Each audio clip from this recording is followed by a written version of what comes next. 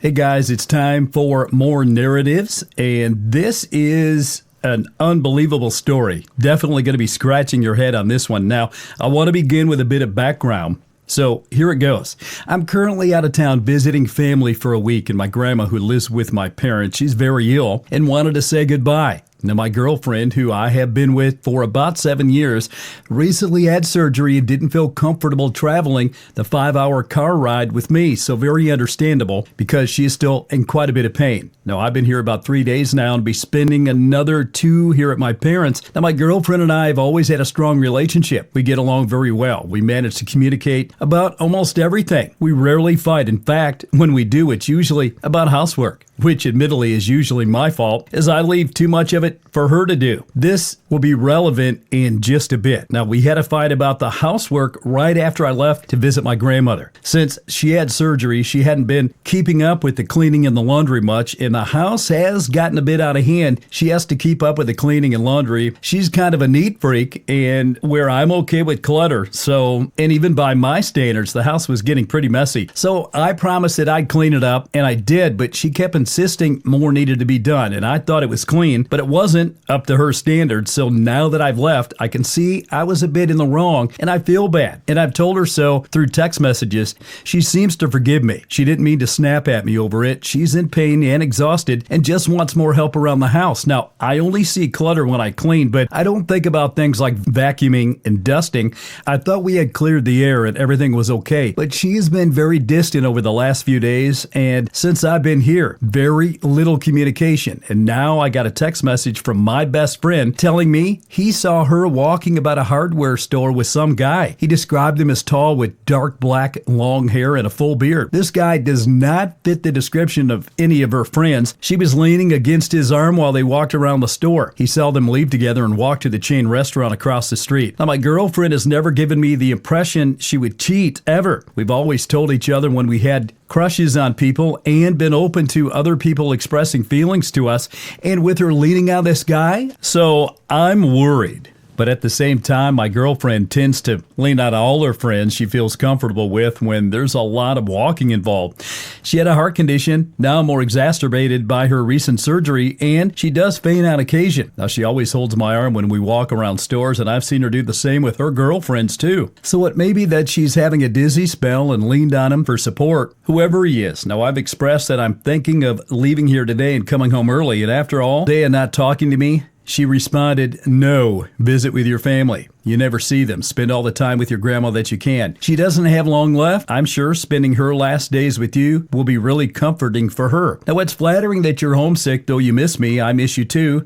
I don't want to sound accusatory, so I sent something along the lines of, hey, Dave said he saw you at the hardware store today and meant to say hi, but didn't have time." She responded, "I wasn't at the hardware store today, just grocery store." Admittedly, I was a bit suspicious, and my girlfriend doesn't really do social media. So she's a high school teacher, and all she has is Facebook. She keeps it professional purposes only and has basically nothing on there. So I decided to check her email. I know, I feel awful, but I'm starting to get worried. She had a few from some generic Gmail around that was basically something like Sugarland Man 1234. There was no Google information on the page. I also Googled the Gmail and could find no account associated with it. The back and forth, Sugarlandman 1234, sorry about the email, shattered my phone on a job and not going to replace it until my contract expires. My girlfriend said, that's okay, I totally understand. Are we still on for Saturday? Sugarlandman 1234 says, yeah, I'm free. Is the boyfriend gone already? Girlfriend, yep, he left the other day. Shouldn't be back until like Wednesday. Sugarlandman 1234 says, cool, sounds good then. My girlfriend said, do you want to get dinner or pizza? On me, of course. We'll need some fuel, or I would imagine we will be exhausted. Sugarlandman 1234 said, that's nice. If you don't know yet, we'll decide that day, with a big question mark. Now, I've got my dad's phone now, and I don't really ever use it, so I'll text you from here. I'll let you know it's me. That was the entirety of the conversation. Now,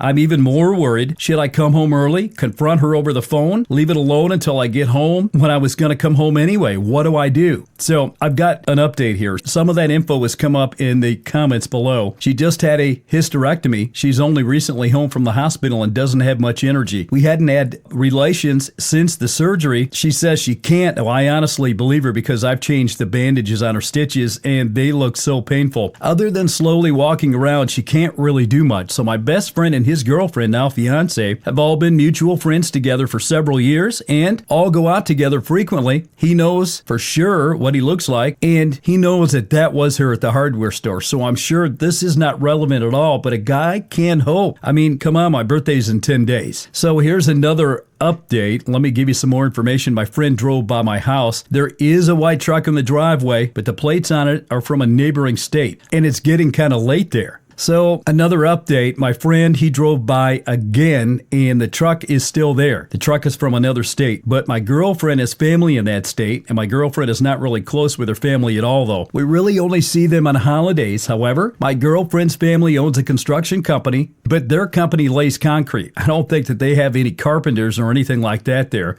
I could be wrong though. Now, I want to give her the benefit of the doubt because she had never done anything to me to even make me mistrust her at all in the past. So you guys have been such a comfort to keep me level-headed, and I want to thank you for that. A lot of you think that there's a surprise for my birthday maybe, and I really hope that is what it is. And many of you think she's cheating, which I hope isn't the case. So I really don't want to leave early and risk missing out on the time with my grandma. Some of you have suggested that I have my friend check up on her, but that worries me. Won't I seem paranoid if nothing is going on? So as we continue our current communication with my girlfriend, I called her 3 times and texted her a ton.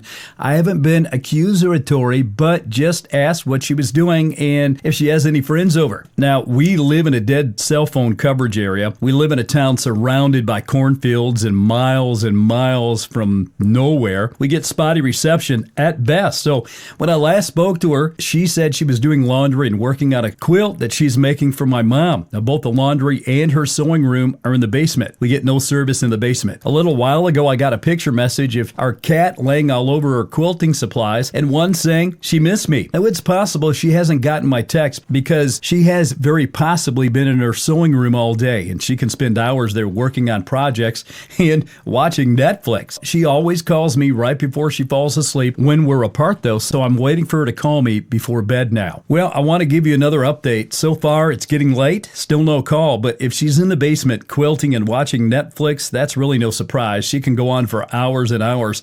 No idea if the truck is still there or not now. Now, my friend drove by again around 9 p.m. and it was still there. I'm not going to make him go out again. I'm thinking I'll just come home when I was supposed to. And if anything is going on, I'll have proof. I'll update as soon as I know and when I'm able to actually post something again. Just waiting really sucks. All right, so I want to give you an update. Sorry about all of these updates and formatting. I'm on a mobile phone. So here we go. I'm going to pick up where I left off with the last post and give you as much details of what happened from there. Now, my girlfriend called me about 1 a.m. and apologized profusely, saying she didn't realize what time it had gotten because she was busy. She normally calls me around 11:30 or so. So I decided then and there that I was going to save the text from Dave, screenshot of the email, and confront her when I got home.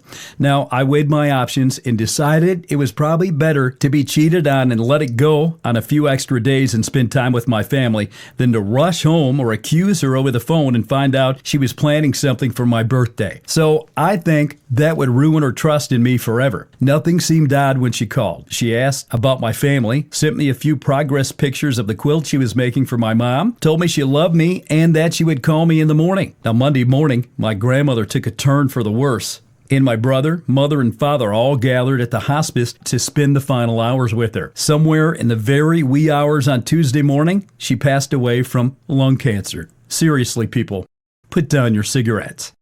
We were really her only remaining family. My father was an only child and she had no living siblings. And she had moved in with my parents a while ago and hasn't kept in touch with us anymore. In lieu of planning a traditional funeral, we just decided to proceed with having her buried next to her husband's plot, something she had already pre-planned, paid for, and requested in her will.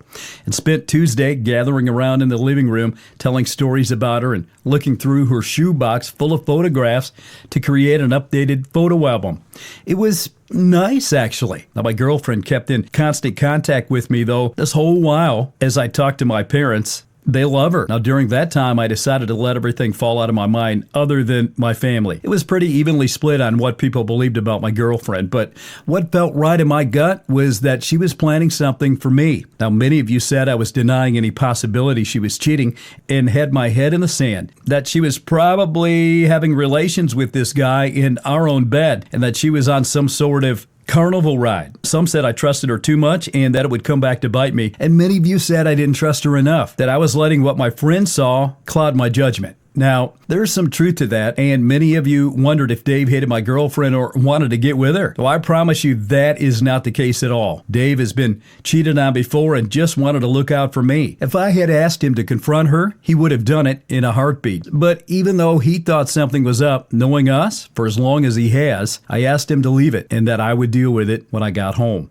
Now, if there really was nothing going on, I didn't want to risk crushing her spirit, and she was just trying to do something nice for me, right? So I let my girlfriend know I'd be home sometime Wednesday, but I was going to have breakfast with my family first. She requested I call when I get in the state. This was my intention, but I was getting so homesick, I just really needed to see my girlfriend, so I hit the road sometime around 5 a.m. with no rest stop and minimal traffic. I made pretty great time and got home at 10:30 in the morning. As I pulled in the driveway, I saw the white truck parked there already. I swallowed the lump in my throat and walked up to the front door. I kept repeating in my head that I trusted her and that there was nothing going on. As I walked in the front door, which enters into the living room, I locked eyes with the guy. He was sitting cross-legged on the floor in sweatpants and a tank top eating cereal off my coffee table. He looked younger than I thought he would from Dave's description, but he had a full beard and long black hair and a ponytail. He nodded and said, "Hey dude, welcome back," which felt odd. I just stood there staring at him, wading through the surrealness of the whole situation, looking for the right words. And my girlfriend, she came down the hallway, smiled, and hugged me. "Hey, I'm so sorry about your grandma. Any chance you remember my cousin Max?" I know it's been a while. I stared at him and I swear I'd never seen this person in my life. I just had this sinking feeling and replied, "I don't think we met." She said, "It's Aunt Ellen's son, the one that lives in another state." And suddenly it dawned on me. Her Aunt Ellen's husband, Uncle Joe, was her second husband. She married young but split up with the kid's father pretty early. Max lives with his dad in another state, and Max's dad is 100% Italian, which explains the hair. All I could say was, "Whoa, man, you've grown up." He just laughed and said, "Yeah, I've changed a bit." Now, the last time I saw this kid, he was chubby with neon green hair, acne-covered teenager in a tap-out t-shirt. He really came out of puberty well. I think I last saw him 4 or 5 years ago on Christmas. She asked me if we could talk, so I followed her into the bedroom. She basically said he was moving back in with Aunt Ellen and getting a job as a grunt with her family construction company part-time. He wants to go to a local college around us, and my girlfriend promised to help him fill out his FAFSA, polish his entrance letter, and study for his placement test in exchange for some work. He went to an alternative trade school for carpentry in his last 2 years of high school, and my girlfriend's dad said he did pretty good. She said he had something planned for me in my man cave, but they hit a few hang-ups, and it's taking longer than expected.